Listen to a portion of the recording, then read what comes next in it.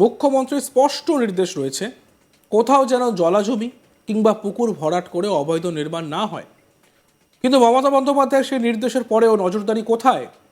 প্রশ্নটা উঠছে, কারণ মুখ্যমন্ত্রীর নির্দেশকে বুড়ো আঙুল দেখিয়ে চলছে পুকুর ভরাটের কাজ, আর তাতে প্রশাসনের কোনো হেলদোলি নেই। কিভাবে সরকারি নির্দেশ উপেক্ষা করে বেআইনি কাজ করতে পারে, তাও প্রশাসনের নাকের ডগায়, তা নিয়ে প্রশ্ন উঠছে। তবে অভিযোগের ভিত্তিতে অভিযুক্তকে গ্রেপ্তার করা হয়েছে। পশ্চিম বর্ধমানের আসানসোল এলাকার ঘটনা। প্রশাসনের নির্দেশকে তোয়াক্কা না করেই চলছে পুকুর ভরাটের কাজ। পশ্চিম বর্ধমানের আসানসোলের পুকুর ভরাটের অভিযোগ এবং সেই অভিযোগে একজনকে গ্রেপ্তার করলো আসানসোল উত্তর থানার পুলিশ।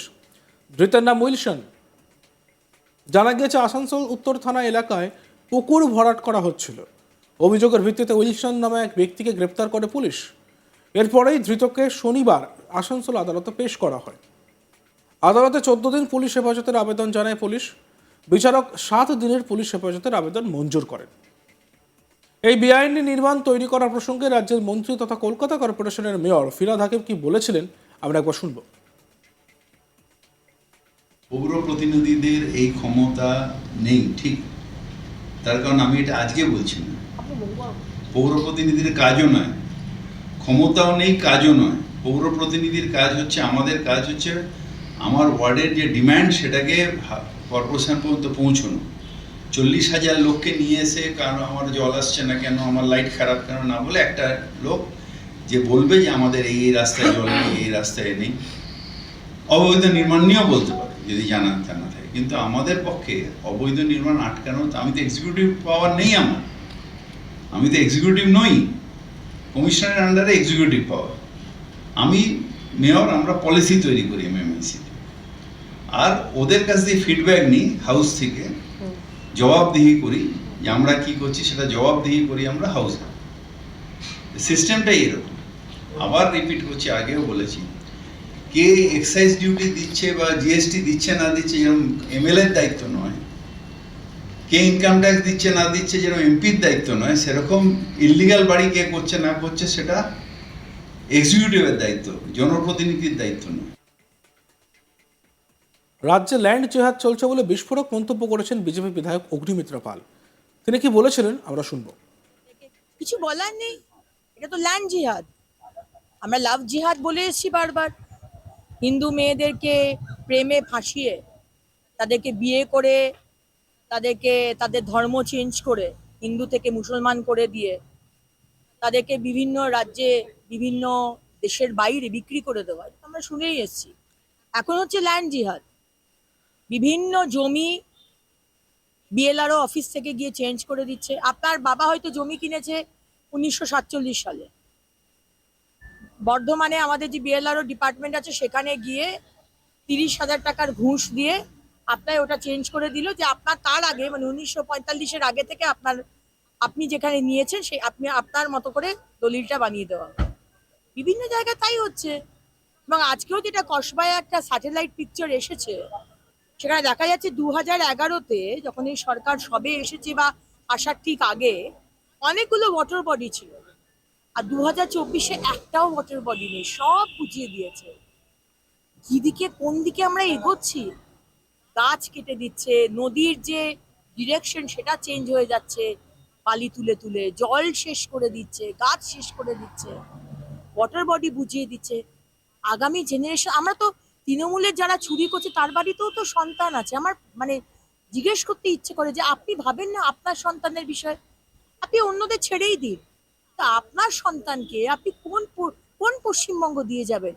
যারা এই কাজগুলো করছে তৃণমূলের নেতারা, আমার ইচ্ছে করে তাদেরকে জিজ্ঞেস করতে। আর এই বিষয়ে আমাদের প্রতিনিধি অনিল গিরির একটি প্রতিবেদন আমরা দেখব।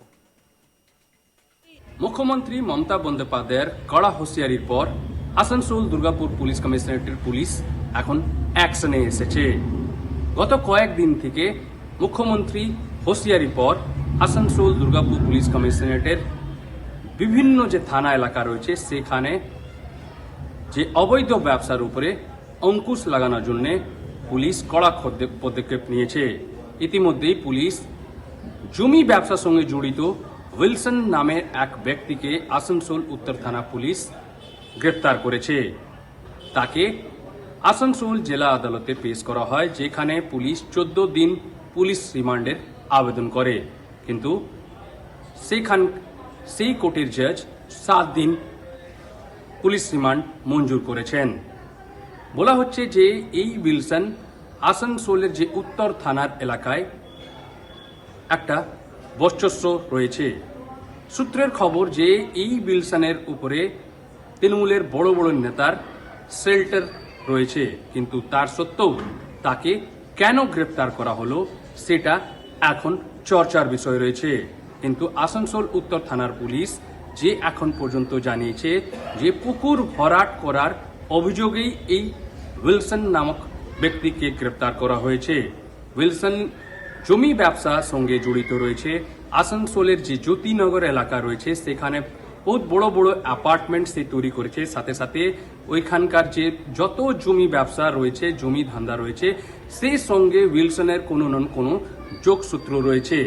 এখন এছাড়াও আমরা দেখেছি মুখ্যমন্ত্রী যখন থেকে হুঁশিয়ারি দিয়েছেন তারপর থেকেই আসানসোল দুর্গাপুর পুলিশ কমিশনারেটে কন্টিনিউ একটা অভিযান চলছে।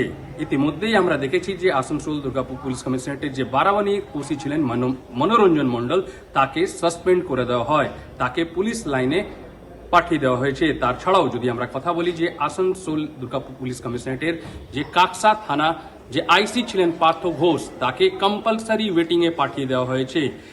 এছাড়াও আমরা কয়েকদিন থেকে যেরকম কন্টিনিউ যে মুখ্যমন্ত্রীর যে হুঁশিয়ারি দেওয়া হয়েছিল, তারপর থেকে পুলিশ বিভিন্ন রকম যে অবৈধ ব্যবসা চলছিল তার পেছনে যারা যারা রয়েছে তাকে গ্রেপ্তার করার জন্য অভিযান চালাচ্ছে। এর আগেও আমরা দেখেছি যে দুর্গাপুর থানা এলাকা থেকে পুলিশ যে বালি ব্যবসা আর যে লোহা ব্যবসার সঙ্গে জড়িত ছিল তাদেরকেও গ্রেপ্তার করেছে। আমরা এখন যে সূত্র খবর থেকে জানতে পারছি যে এই রকম অভিযান আসানসোল দুর্গাপুর পুলিশ কমিশনারেটে বিভিন্ন এলাকা আগামী দিনেও চলবে বলে এখন জানা গিয়েছে।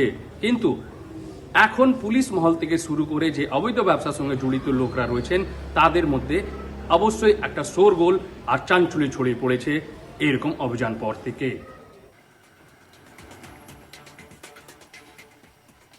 মুখ্যমন্ত্রীর নির্দেশ রয়েছে তা সত্ত্বেও কোথাও যেন জলাজমি পুকুর ভরাট না হয়, অবৈধ নির্মাণ না হয়, তা সত্ত্বেও কিন্তু এই ধরনের একটি ঘটনা উঠে এলো আসানসোল থেকে।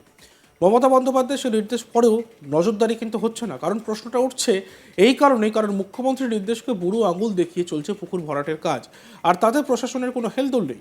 কীভাবে সরকারি নির্দেশ উপেক্ষা করে বেআইনি কাজ চলতে পারে, তাও প্রশাসনের নাকের ডগায়, তা নিয়ে প্রশ্ন উঠছে। তবে অভিযোগের ভিত্তিতে কিন্তু অভিযুক্তকে দ্রুত গ্রেপ্তার করা হয়। আর এই ঘটনাটি আসানসোলের। সাবস্ক্রাইব করুন আজ তাক বাংলাকে।